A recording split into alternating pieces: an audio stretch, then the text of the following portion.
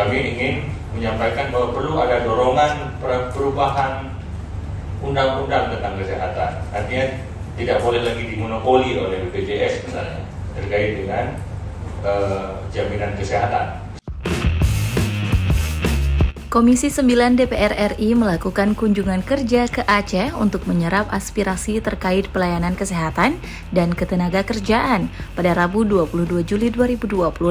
Dalam pertemuan yang digelar di Gedung Serbaguna Kantor Gubernur Aceh itu, pemerintah Aceh mengusulkan adanya regulasi yang memungkinkan daerah membentuk badan jaminan kesehatan sendiri agar pengelolaan anggaran kesehatan lebih efisien. Sekretaris Daerah Aceh Muhammad Nasir menjadi perwakilan utama pemerintah Aceh dalam pertemuan tersebut. Ia menyampaikan sejumlah persoalan yang dihadapi Aceh, terutama terkait pembiayaan jaminan kesehatan di tengah menurunnya kemampuan fiskal daerah. Untuk jaminan kesehatan nanti yang kita kerjasamakan dengan BPJS, ya.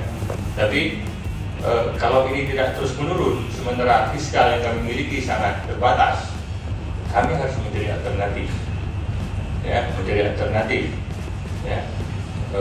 Kami ingin menyampaikan bahwa perlu ada dorongan perubahan undang-undang tentang kesehatan. Artinya tidak boleh lagi dimonopoli oleh BPJS misalnya terkait dengan jaminan kesehatan. Bisa saja kemudian provinsi membentuk sendiri jaminan kesehatannya.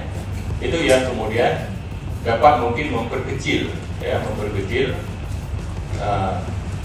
pengeluaran yang lebih besar, ya, sementara fiskal yang kita miliki sangat terbatas.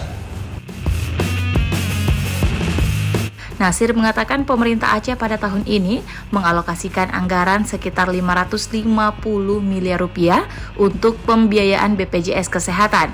Menurutnya angka tersebut cukup besar bagi keuangan daerah yang saat ini mengalami penurunan.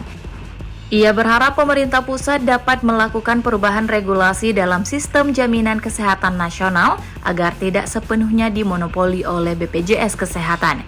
Dengan demikian, pemerintah daerah memiliki ruang untuk membentuk badan jaminan kesehatan sendiri.